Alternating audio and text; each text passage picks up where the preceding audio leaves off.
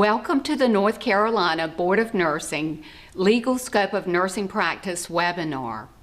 As healthcare systems are constantly changing, nursing roles and responsibilities continue to evolve.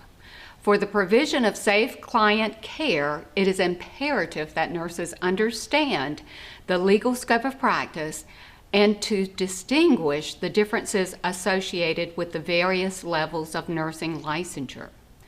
The purpose of this webinar is to provide guidance and clarification of the nurse's legal scope of practice and to foster collaborative working relationships. At the completion of the course, you may receive continuing education credit. In keeping with compliance with accreditation requirements, please take a moment to review the disclosure information.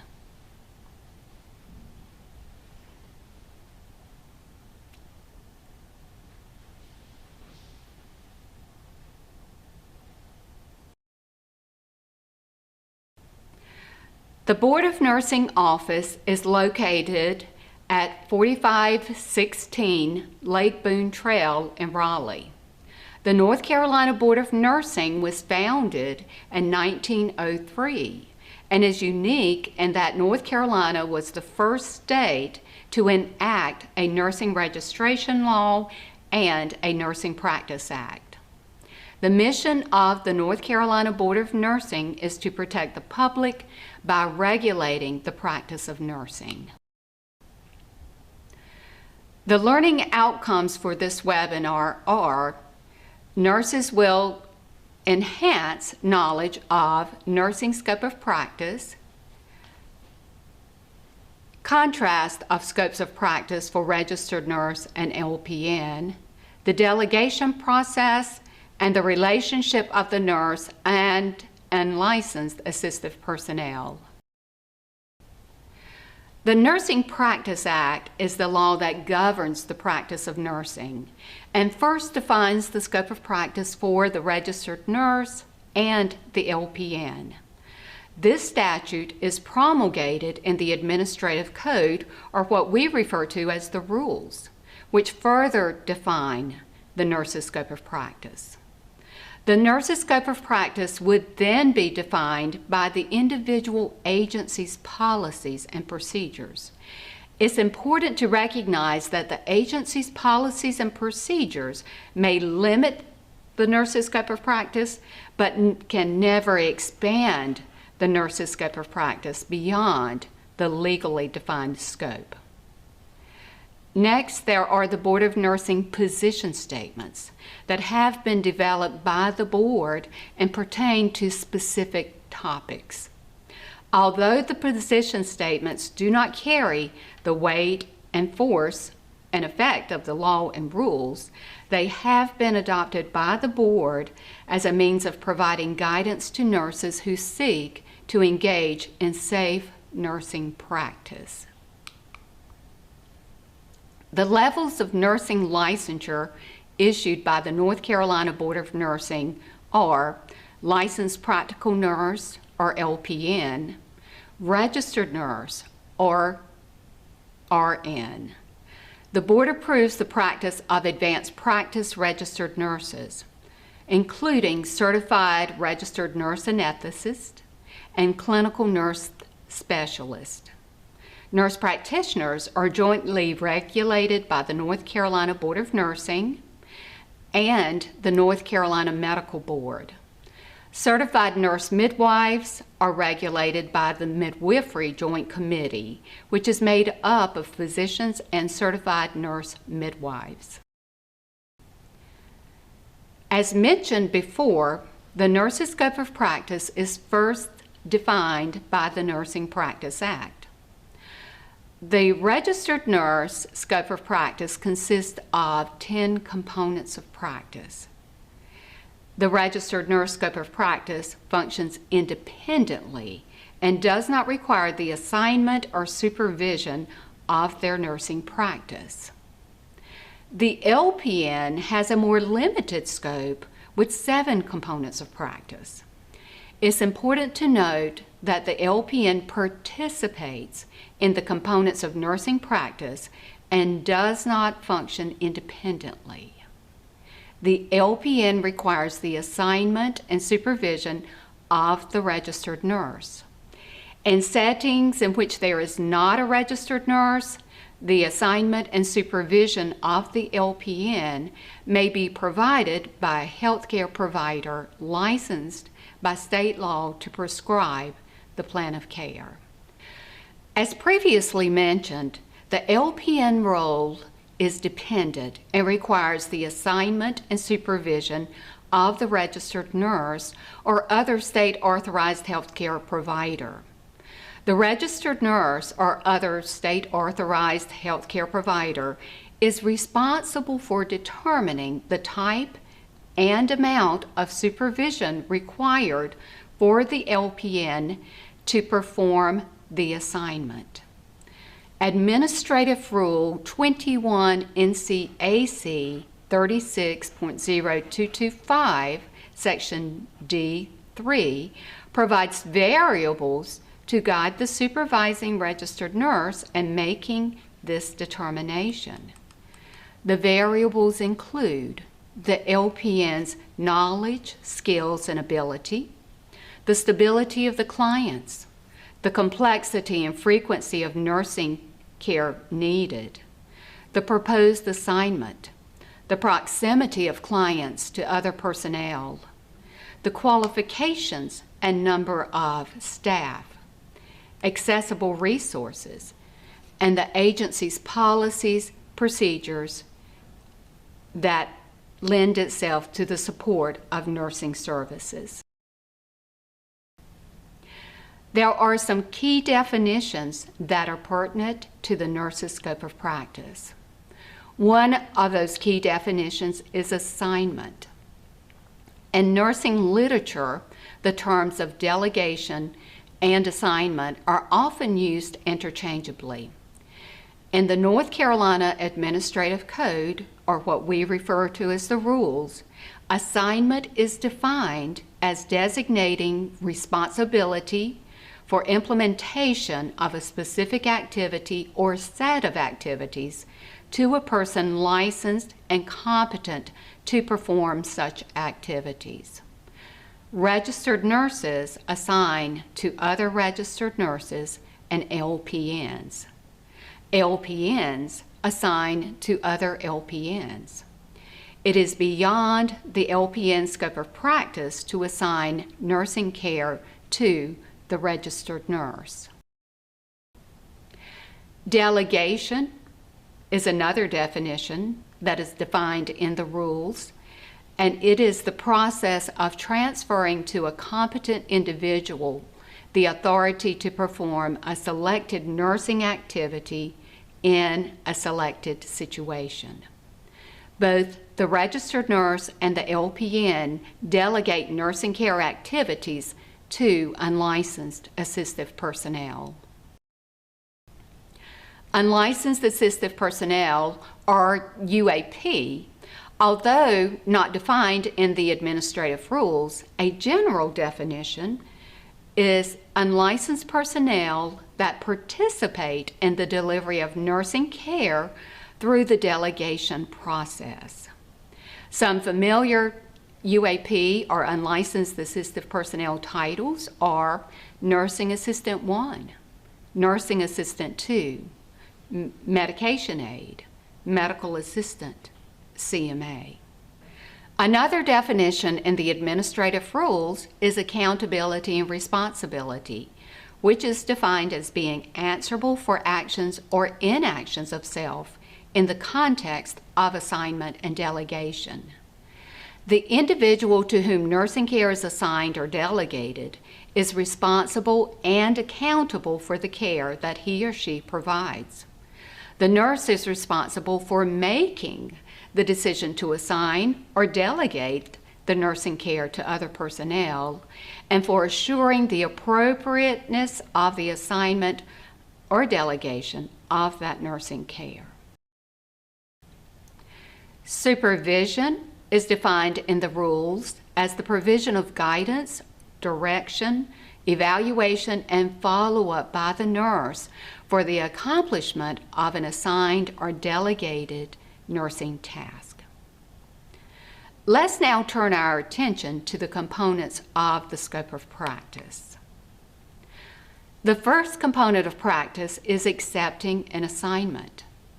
The nurse is responsible for accepting only those assignments in which he or she can safely and competently perform.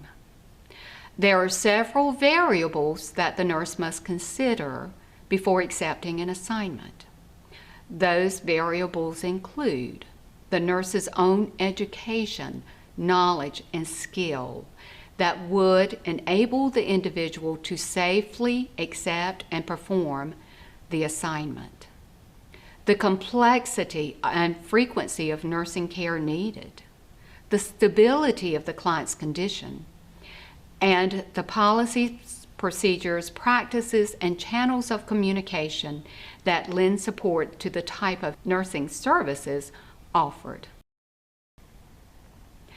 Also, accessible resources, such as the number of staff, the qualifications of staff, the proximity of clients to personnel.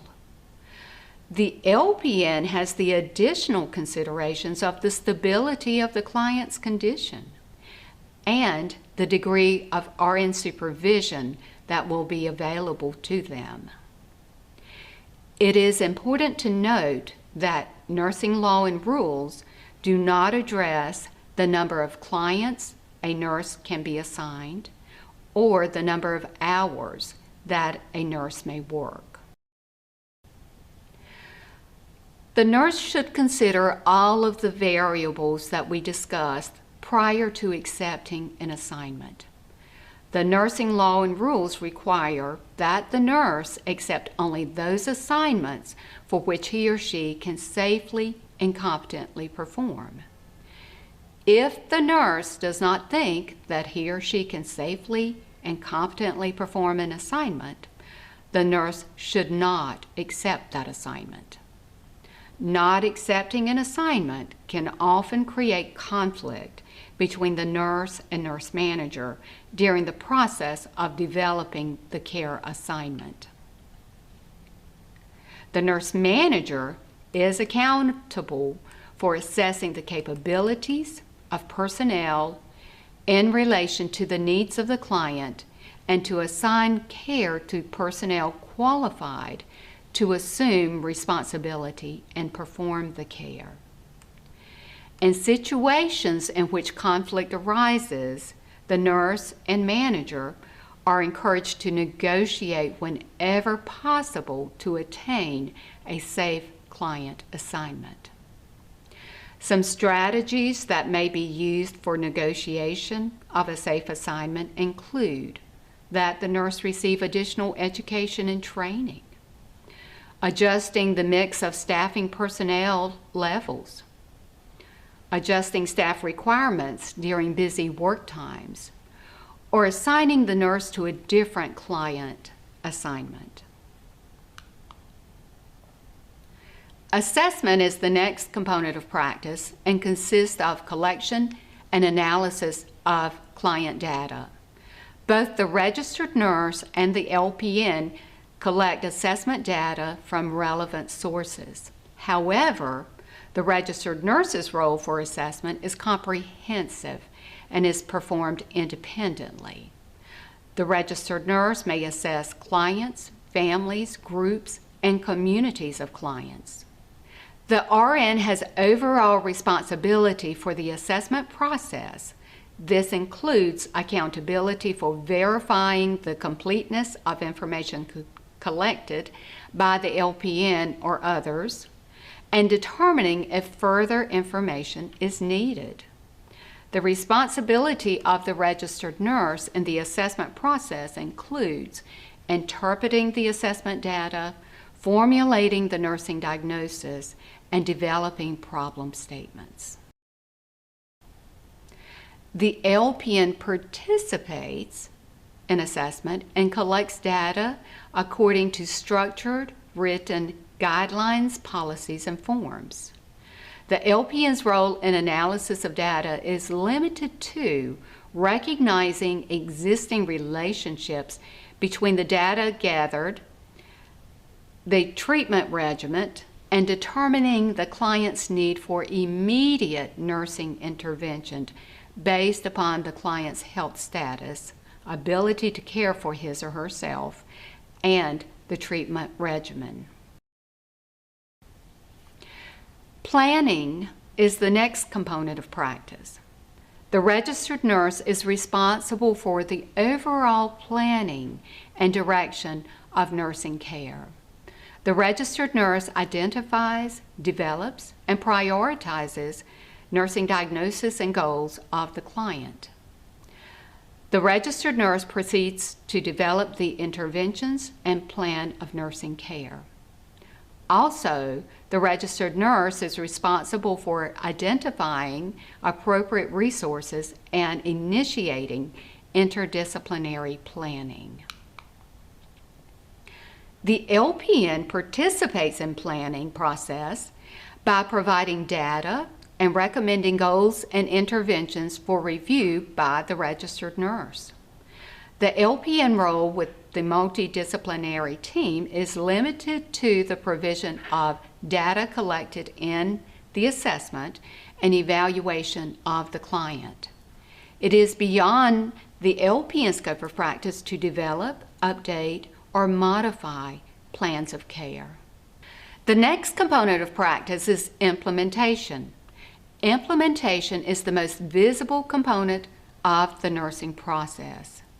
The registered nurse scope of practice for implementation includes procuring resources, prioritizing and delivering nursing care, and recognizing the client's response to care.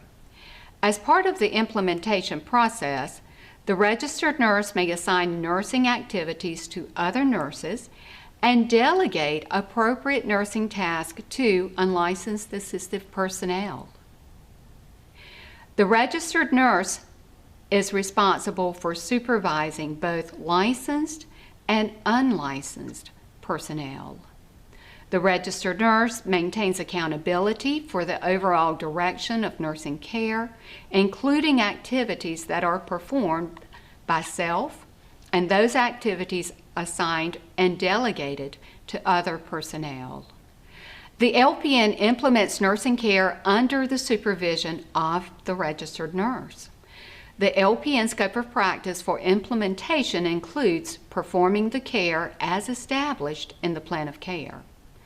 This includes prioritizing the performance of nursing interventions and modifying immediate nursing interventions based on changes in a client's status. As a part of implementation, the LPN may assign care to other LPNs and delegate to qualified unlicensed assistive personnel as outlined in the plan of care. Within the implementation component of practice, both the registered nurse and LPN are permitted to delegate nursing tasks to unlicensed assistive personnel. As mentioned previously in the definition, delegation is the process of transferring to a competent individual the authority to perform a selected nursing activity in a selected situation. Decisions to delegate nursing tasks or activities to unlicensed assistive personnel are based upon the registered nurse's assessment of the client's nursing care needs and the qualifications of the unlicensed assistive personnel. The LPN may delegate nursing task activities to unlicensed assistive personnel under the supervision of the registered nurse and as established in the plan of care. The decision tree for delegation to UAP is an algorithm that provides criteria to guide the nurse in his or her decision-making process for determining whether an activity would be appropriate to delegate to the UAP. The decision tree is located on the Board of Nursing website in the practice section. Pause the webinar for a moment and visit the Board of Nursing website. In the practice section, select position statements and decision trees, and then select decision tree for delegation to UAP.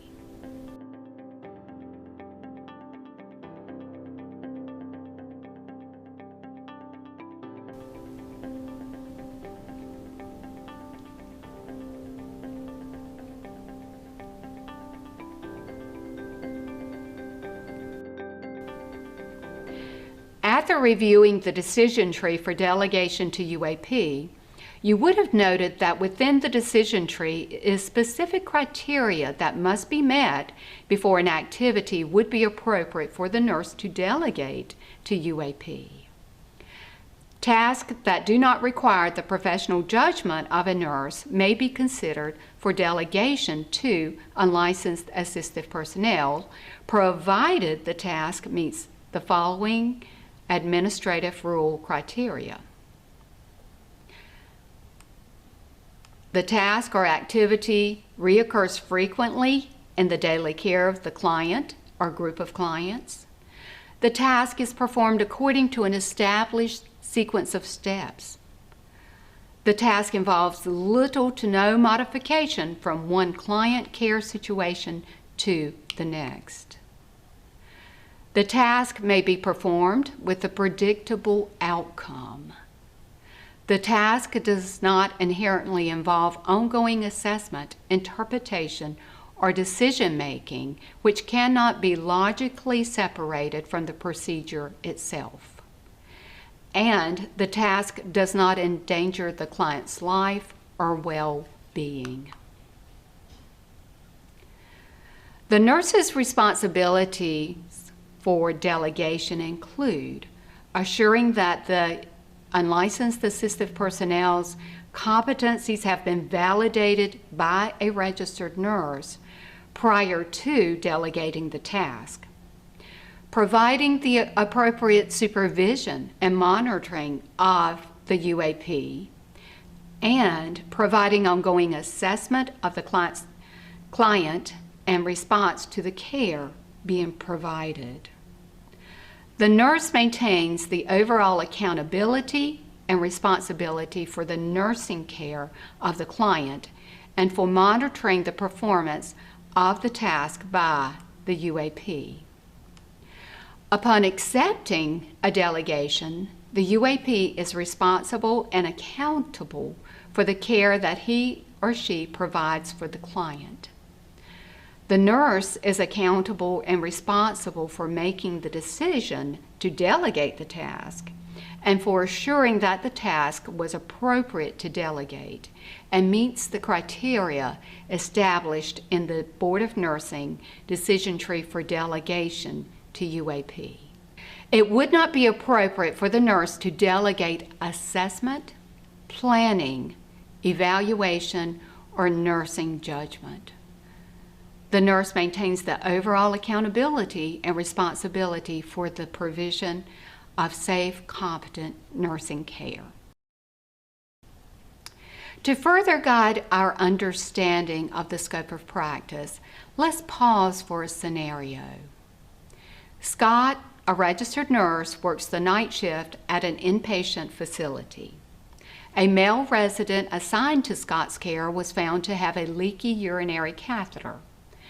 Scott, the registered nurse, knew that the last time the client's urinary catheter was changed, it was performed by a urologist due to difficulty with the catheterization. Scott, the registered nurse, attempted reinsertion of the catheter but met resistance and was unsuccessful. Scott then instructed a nursing assistant 2 to insert the urinary catheter. The nursing assistant 2 later reported to Scott, the registered nurse, that he was successful in inserting the urinary catheter but had some difficulty. The nursing assistant 2 also reported that there was blood noted in the catheter tubing. Scott, the registered nurse, continued with his other responsibilities and did not perform a follow-up assessment of the client until 3 hours later at the end of his shift. When Scott assessed the client, he discovered that the client had lost a large volume of blood and was exhibiting symptoms of shock. Was this an appropriate task for the nurse, Scott, to delegate to the nursing assistant too? Let's pause for a moment and reflect on the criteria that was discussed for the delegation to UAP. It may be helpful to pause the video and briefly review the decision tree for delegation to UAP. You may recall the decision tree is located on the Board of Nursing website in the practice section under position statements and decision trees.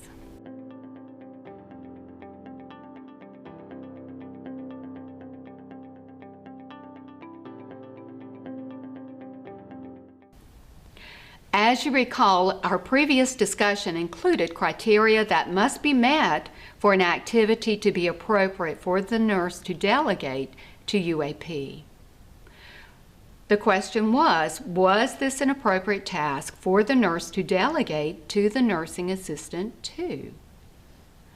Urinary catheterization is an activity indicated on the nursing assistant to task list. However, in this situation, the nurse had knowledge that the client had a history of difficult urinary catheterizations. The nurse had attempted insertion but met resistance and was unable to insert the catheter. Based on the delegation criteria, the task would have fallen out of the delegation decision-making process because in this situation, the client was in difficult urinary catheterization and would not have met the criteria of the task frequently reoccurs in the daily care of the client or group of clients. In addition, the task may not have safely been performed by the nursing assistant too, according to an established sequence of steps. In this situation, the client required specific modifications for a safe catheter insertion.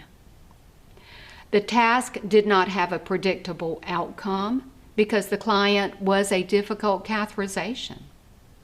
Also, the task involved assessment, interpretation, and decision-making, which cannot be delegated to the unlicensed assistive personnel. Therefore, this was not an appropriate task for the nurse to delegate to the nursing assistant too. What other concerns do you have regarding the nurse's practice in this scenario? Reflect for a moment upon the nurse's actions after the nursing assistant too reported the insertion of the urinary catheter. As you recall, the nursing assistant reported to the nurse that there was blood in the catheter tubing after insertion. Scott, the registered nurse, continued with his other responsibilities and did not perform a follow-up assessment of the client until 3 hours later at the end of his shift. When Scott assessed the client, he discovered that the client had lost a large volume of blood and was exhibiting signs of shock. In this scenario, Scott neglected to provide the client care needed. He failed to follow up on the client's response to the catheter insertion, to perform an assessment, and to take the appropriate actions. Pause the webinar for a moment and review the scope of practice components for assessment and implementation for the registered nurse and the LPN. The registered nurse scope of practice is Administrative Rule 21 NCAC 36.0224. The LPN's components of scope of practice is Administrative Rule 21 NCAC 36.0225.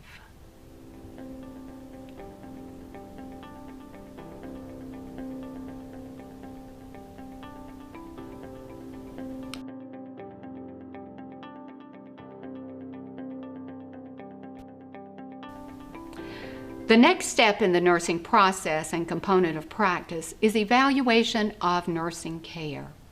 The registered nurse evaluates and analyzes the effectiveness of nursing interventions and desired outcomes and modifies the nursing plan of care as needed.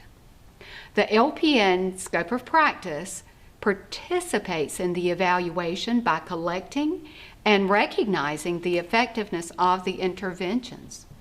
The LPN may propose modifications to the plan of care for review by the registered nurse or other person authorized by state law to prescribe such a plan. However, it is the registered nurse or other state authorized person's responsibility to analyze the data and make the appropriate modifications to the plan of care.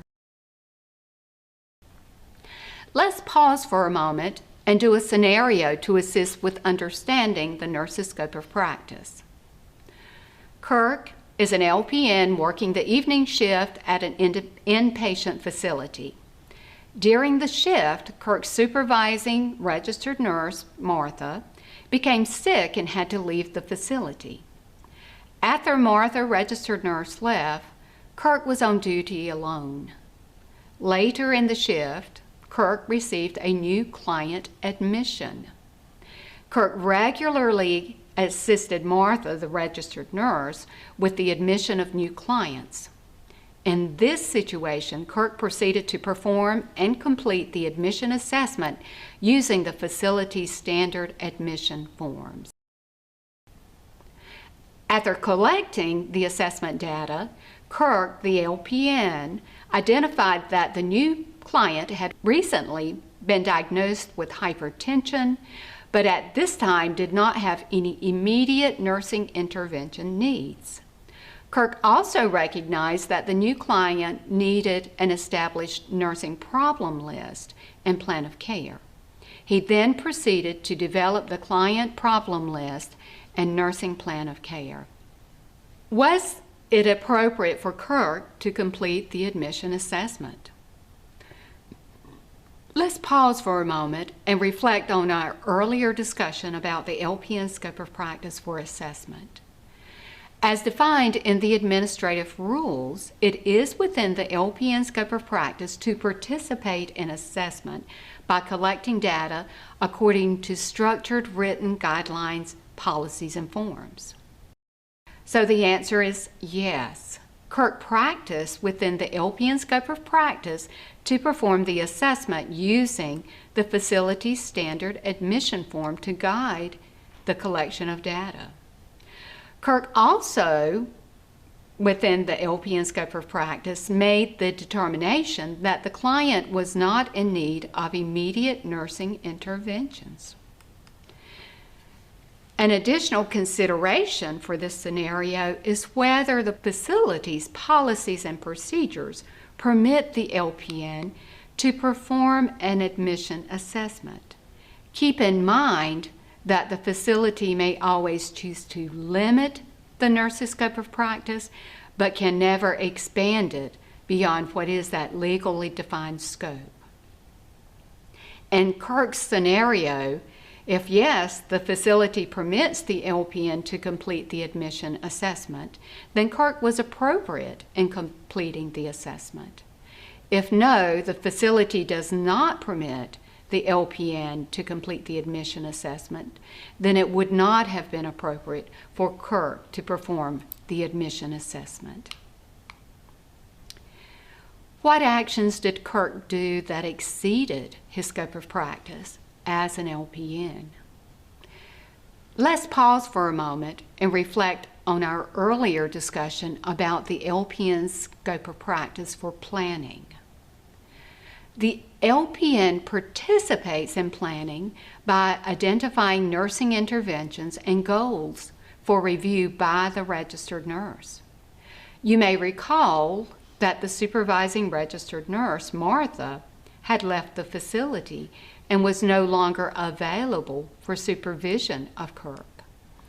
In this situation, Kirk, the LPN, developed the nursing plan of care independently and thereby exceeded the LPN scope of practice.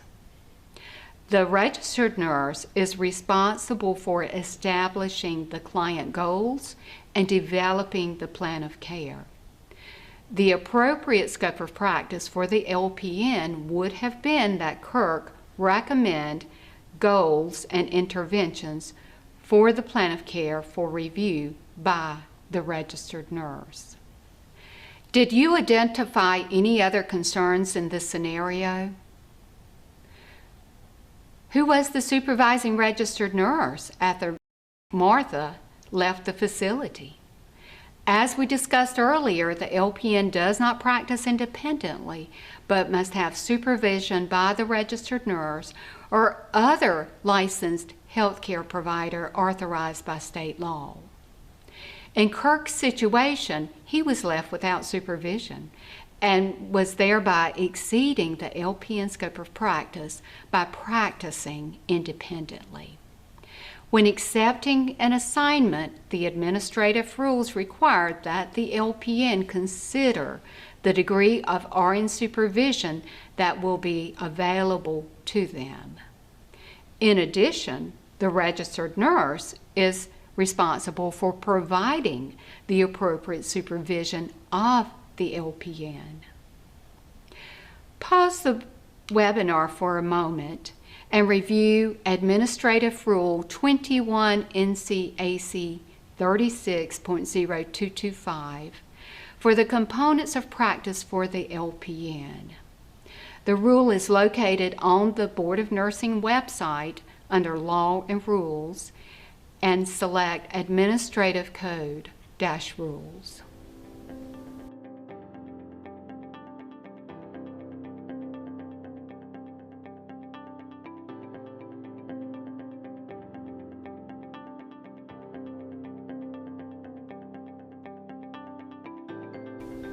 The next component of the nurse's scope of practice is to report and record client care information. The nurse is responsible for reporting or communicating pertinent client healthcare information to the appropriate person and communicating within a time period consistent with the client's need for care. The nurse is also responsible for determining whether further communication is needed. Recording or documentation is a valuable component of the nurse's practice that is often neglected by the nurse. It is crucial that nurses document pertinent and accurate client care information in the appropriate record. The documentation should be completed within a time period consistent with the client's need for care.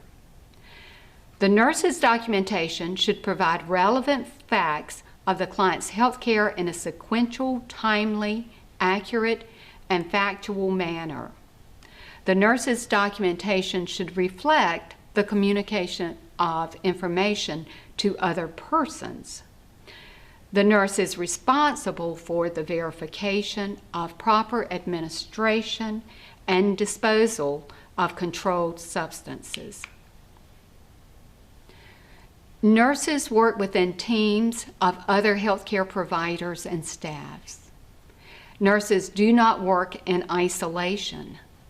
The component of practice for collaboration requires that the nurse effectively communicate and cooperate with other nurses and members of the healthcare team to assure the delivery of effective and comprehensive client care. The registered nurse initiates, coordinates, plans, and implements nursing and multidisciplinary client care approaches. At the direction of the registered nurse, the LPN participates in this process. Both the registered nurse and the LPN seek and utilize appropriate referral resources as well as safeguard the client's confidentiality. In the client teaching and counseling component of practice, the role of the registered nurse is to assess the client's need for teaching, develop teaching content to meet the client's needs, evaluate the effectiveness of the teaching, and refer the client to other resources as needed. The LPN provides client education as outlined in the established teaching plan. The LPN participates in evaluating the client's understanding of the information taught and then provides the feedback to the registered nurse along with suggestions for modifications to the teaching plan. The registered nurse is responsible for determining and making modifications to the teaching plan. Only the registered nurse has the authority for the management of nursing services. The nurse manager is accountable for the overall nursing care provided by both licensed and unlicensed personnel.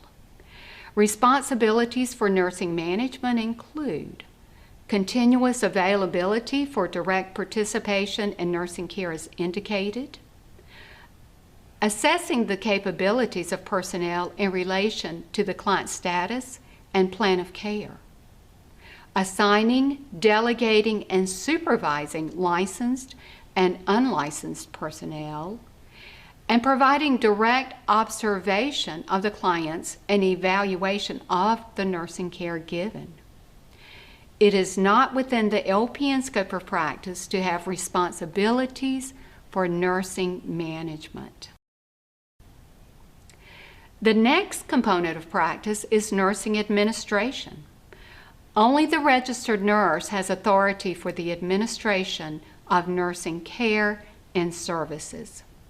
Nursing administration responsibilities include the overall planning and evaluation of the delivery of nursing services, the identification, development, and implementation of standards, policies, and procedures, to define levels of accountability within the nursing organization, to allocate adequate resources for safe and effective nursing care, and to ensure mechanisms for validation of qualifications and competencies of nursing personnel. It is not within the LPN scope of practice to have responsibilities for nursing administration.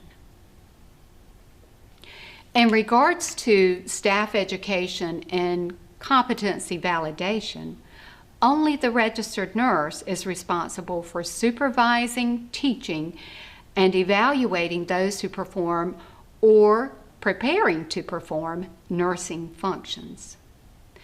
The registered nurse has the authority to and is accountable for assessing the learning needs of staff, both licensed and unlicensed, planning, developing, implementing, and evaluating educational offerings, both didactic and clinical, and validating the competency of other staff, both initial and on an ongoing basis.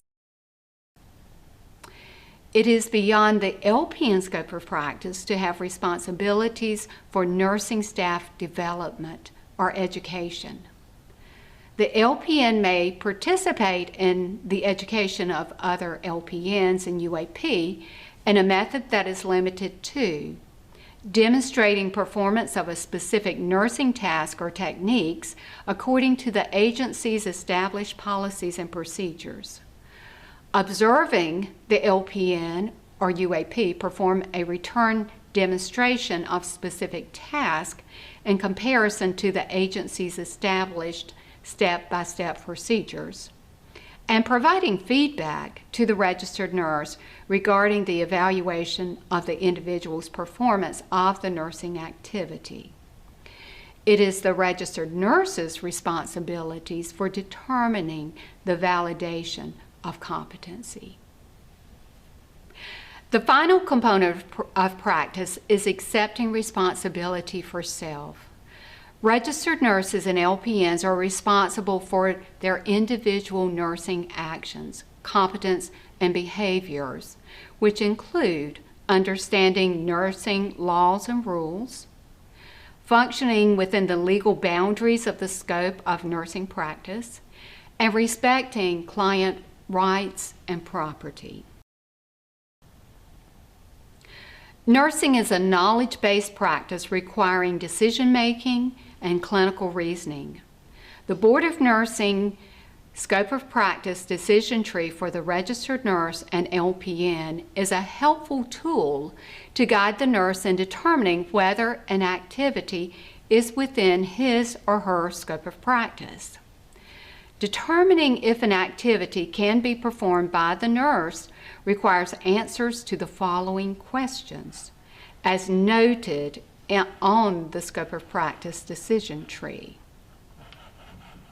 The nurse should first define the activity in the question, then determine, is the activity prohibited by the Nursing Practice Act, board rules, statement, or any other laws, rules, and policies? Does the agency have specific policies and procedures allowing the performance of the activity? Has the nurse received formal education or training in the activity? Is the nurse competent in performing the activity? And has the competency been validated? In addition, the scope of practice decision tree provides criteria that must be considered for the LPN scope of practice. Pause the webinar for a moment to review the scope of practice decision tree for the registered nurse and LPN. It is located on the Board of Nursing website under Practice, Position Statements, and Decision Trees.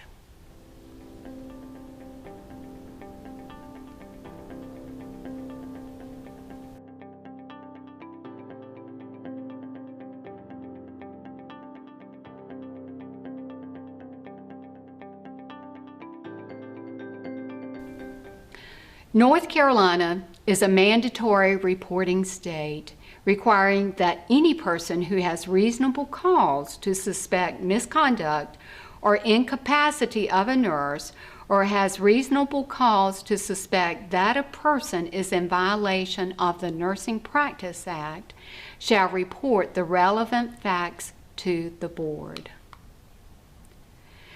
Some behaviors and activities related to the nurse's scope of practice that may result in disciplinary action by the board include the failure to communicate or make available client information to other healthcare professionals, exceeding the scope of practice, which would occur when the nurse practices or offers to practice beyond the scope of practice permitted by law, abandoning a client without making arrangements for the continuation of the equivalent of nursing care, neglecting a client in need of nursing care, failure to document and maintain an accurate record of all pertinent healthcare information,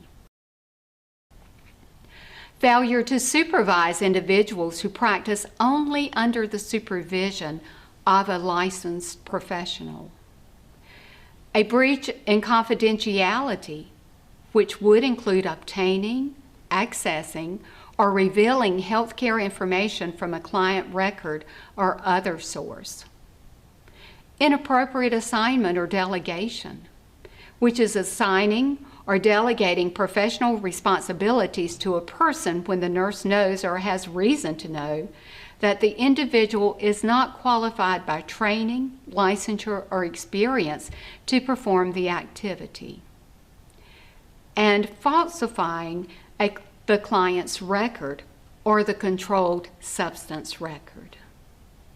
For the next several slides, some of the common behaviors and activities that may result in a regulatory review by the Board of Nursing will be introduced by scenario discussion. The LPN working in Well, let me start again.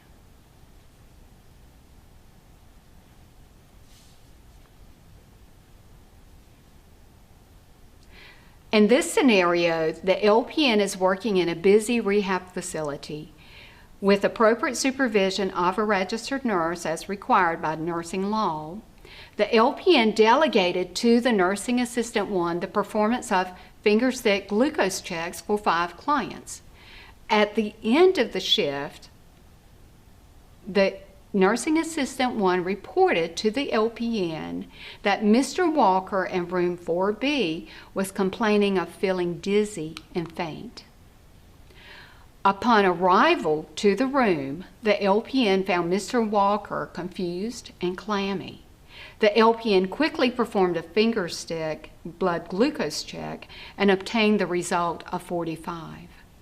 The LPN provided a source of glucose according to the facility protocol.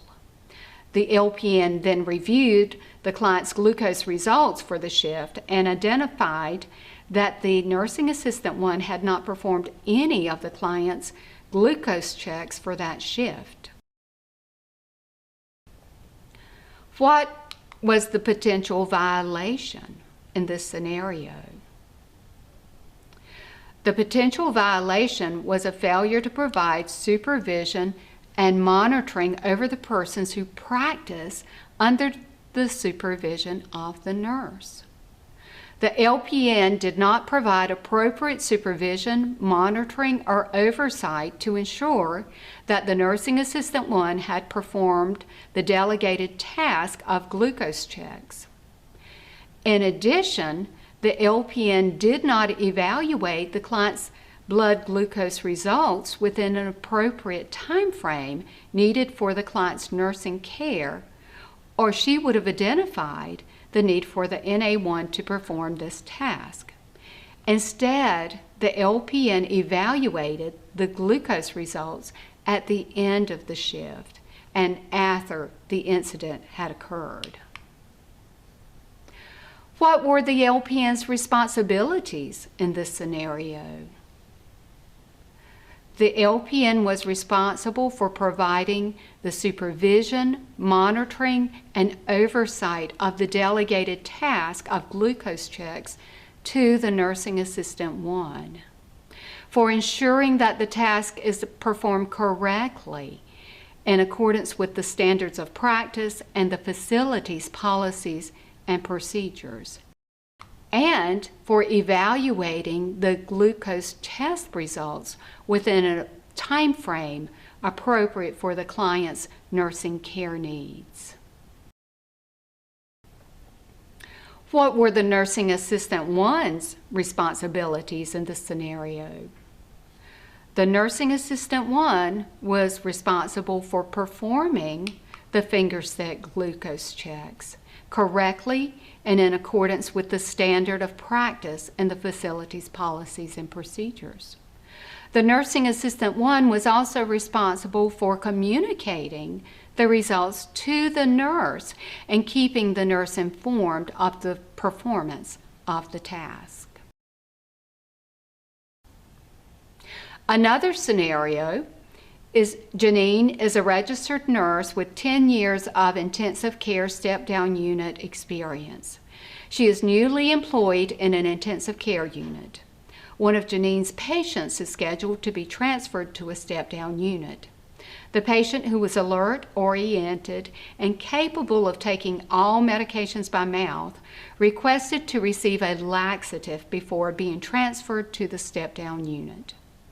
Janine reviewed the patient's orders and noted that the patient did not have a laxative ordered. Being somewhat familiar with the step-down unit standing protocols, Janine assumed that the laxative orders were routine. Janine administered the laxative. What was the potential violation that occurred in this scenario? Janine exceeded her scope of practice as a registered nurse when administering the medication without a healthcare provider order. The registered nurse's scope of practice permits the nurse to implement medical orders, including the administration of medications. However, it is beyond the registered nurse's scope of practice to prescribe a medical or pharmaceutical regimen. What would have been the correct action for Janine to perform? The correct action would have been for the nurse to contact the healthcare provider for an appropriate order. Another scenario, Delilah, registered nurse, has been employed as a home health care nurse for 3 years. Delilah recently acquired additional client assignments due to changes in agency staffing.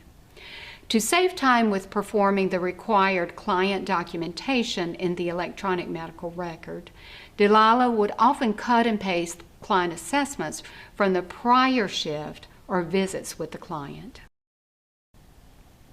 Delilah, the registered nurse, upon assessing a client with the diagnosis of congestive heart failure, noted a weight gain of 6 pounds, pitting edema in lower extremities, rales in both lung bases, and increased respiratory effort. Delilah notified the emergency medical services, and the patient was transferred to the hospital. Delilah's nursing supervisor later reviewed the client's medical record and noted that Delilah's assessment documentation indicated the client's weight was stable and unchanged. Breath sounds were clear, no edema present, and assessment was within normal limits. The nursing supervisor further noted the documented assessment was identical to the assessment documented for the previous nurse visit. Delilah stated that she had cut and pasted the assessment from the previous visit to save time with her documentation. What was the potential violation that occurred in this scenario? The potential violation that occurred was falsifying a client's medical record and failure to maintain a client's accurate record. Let's reflect for a moment on the Nursing Practice Act and rule requirement for nursing documentation. The scope of practice for the registered nurse requires that documentation be accurate and describe all aspects of nursing care, including the assessment, planning, implementation, and evaluation. The scope of practice for the LPN requires that the documentation accurately describe all aspects of nursing care provided. Pause the webinar for a moment and review this information on the Board of Nursing website. It is under the Law and Rules section, then select Administrative Code-Rules. The RN scope of practice is Administrative Code 21 NCAC 36.0224, sections F2, and for the LPN scope of practice, Rule 21 NCAC 36.0225, section F2.